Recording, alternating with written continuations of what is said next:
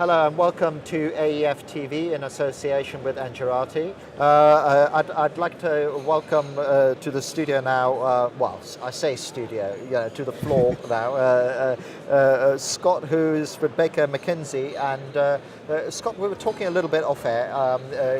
You've just come out from a session that you were chairing about renewables and different models and things like that. And what was well, not surprising, but it was a new touch point for me. It was, for a long time when I was reading about renewables, it's all about feed-in tariffs and making sure that those guarantees are set in place. And it's almost like said like, oh, that's the only way you can make renewables work.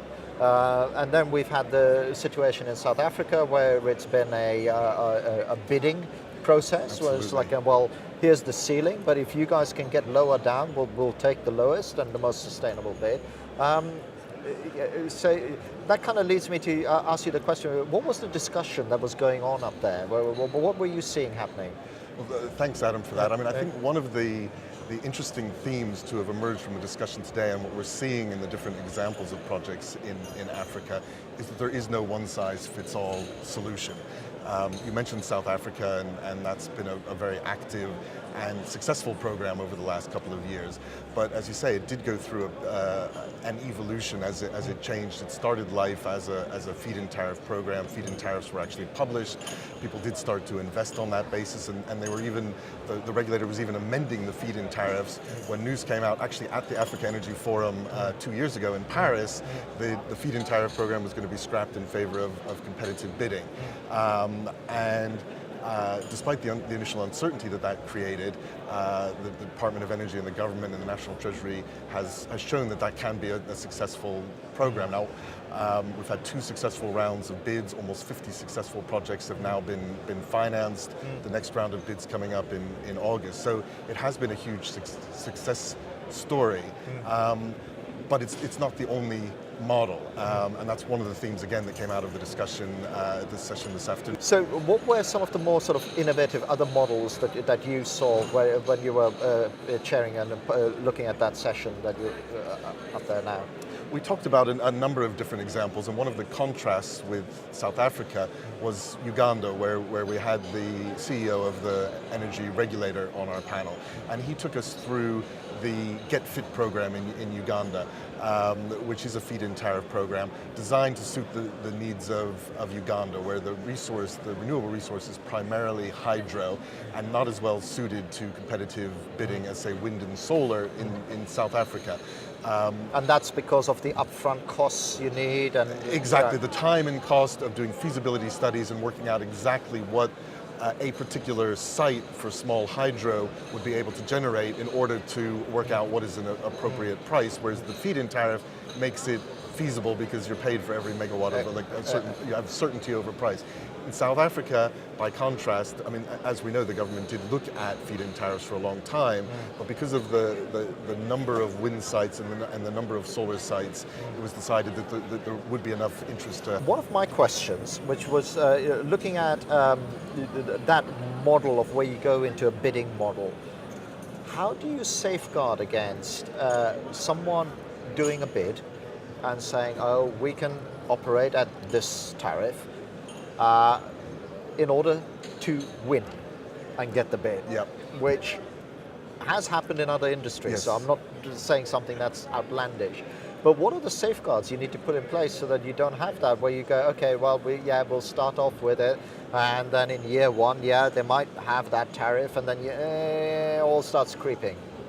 Well, I mean, that's a good question, Adam, and it was one of the things when South Africa announced it was going to competitive bidding that a lot of commentators were concerned about. Would people bid low to win the projects, and then perhaps they couldn't actually raise the money, they couldn't get the projects over the finish line, and that would be detrimental for the program and also for the South African economy, which is reliant on this power to get new megawatts on the grid. Now, one of the interesting things about the program in South Africa is that there are a lot of strict requirements required when you go into the bid phase. And one of them is that you have to have your lenders on board, you have to have your equity on board, you have to demonstrate that. You have to demonstrate not only that your equity is on board, but a track record of raising equity. You have to show that your lenders have gone through due diligence and have given at least initial sign-off on the project. Now there's a cost associated with that, because it means that in order to put together a compliant bid, you need to spend the time and money to get your lenders on board, to get the advisors on board, and to have them work. Yeah, and that requirement in itself then means you weed out maybe some of the more opportunistic bidders. Exactly. Yeah. And of course, most of these projects are project financed by lenders, and therefore there's another safeguard there, because lenders, by their nature, are conservative, and they're not going to let their cash go out the door until they're confident that all the building blocks are in place and that everything is there for a successful project. Absolutely. And do you think that sort of model is, in terms of that sort of competitive market-driven model, is replicable in other areas? So take a look at Germany, for example, where they're one of the other countries where huge drive towards renewables. Could it work there? Well, I think, as I was saying, and as we discussed in the panel, there isn't a one-size-fits-all solution. But what's important for any particular market is not just to copy the latest thing that may have been a success in your neighboring country or the latest thing that's happened somewhere else in the world, but to actually study the options from feed-in tariff, from competitive bidding, from negotiated solutions, and there are different solutions or combinations of solutions that are suitable in different circumstances, and it's important that the government assesses that and brings credibility to its solution and doesn't just rush something out that's the flavor of the month. And I've heard, I suppose when you started sort of commentating on Africa, more so than any other conversations, and we run a number of events associated with Africa, this conversation around renewables it's very palpable that there seems to be a desire to get them into the mix. But with renewables there come all sorts of other challenges. And what have you seen in terms of, I mean, you do the legal work behind behind all of this stuff. How robust do you think some of those renewable integration programs, how robust do you think they are? Well, it's interesting. I mean, I think the South African program has been evolving and has learned from how they've got on so far in the first two rounds. And we have the next bidding round in August. And one of the really interesting things is they've added something new into the mix with CSP, and that's something that we discussed this afternoon. Whereas for CSP, there will now be a base tariff, but for the peak hours in the early evening, when South Africa really needs more electricity than at any other time of the day, there will be an additional tariff of more than twice the base tariff payable. And that's because there is now confidence in the CSP technology that storage is available, and also of learning from how it's gone so far, so that you don't necessarily, the government and therefore the taxpayer and the electricity users don't necessarily need to pay for expensive power 24 hours a day. Right. How can we evolve things so that the power is available when it's needed? And what sort of storage infrastructure are they building out? How are they storing it? Is it just a whole manner of things? In CSP in particular, there's the ability to for the concentrators to concentrate the heat onto salt, which becomes molten salt, and that salt can stay hot for a number of hours, and is therefore, even after the sun has gone down, available to continue to generate electricity. Generate on your steam turbine or whatever it is. Yeah, exactly. And we will see more developments of that. We were just talking about that today as well, in different technologies. CSP has perhaps got the jump. There's no reason that with PV and with wind that there shouldn't be storage solutions available, and especially if there's a price incentive, the market will develop them. Well, I read a very interesting article on graphene and supercapacitors within graphene. I mean, at the moment it's for tiny little devices, but if there's ever an industrialized way of producing it, then you could have this whole big. I saw a drawing about big supercapacitors in the ground where everything, it charges it up. Right, and okay. things like that.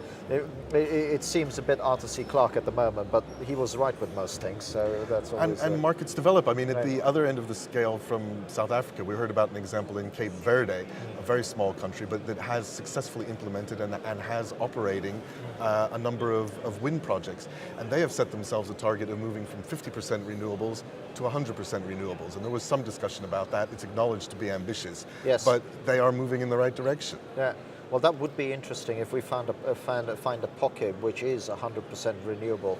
And I suppose with somewhere like Cape Verde, maybe the economic dynamic might actually make that happen. I don't know too much about it. I don't know how much industrialized power they need and all that sort of stuff. So we're kind of coming to the end of our time here today, and as you are my last interviewee for the second day, if I can ask you a question, as you've been going through the sessions on the 2 days, what's the most interesting topic that you've come across? Well, I think it's been an amazing year, and I've been coming to the Africa Energy Forum for a number of years now, and for a number of years we talked about the potential for renewables and that it was going to happen, and that next year we would come back and see projects happening. Now we are there. We've gone from the potential to realizing the potential. So this is the first year where the talk of potential has stopped. We're now really looking at actual, and we're real starting live to learn from projects, learning from examples, and I think it's going to be another amazing year ahead. Oh, that's fantastic. Well, that's a great note to end on. And thank you as well for watching today. And these interviews and others are available on AEF website, EnergyNet website, and engerati.com as well. Thanks for watching.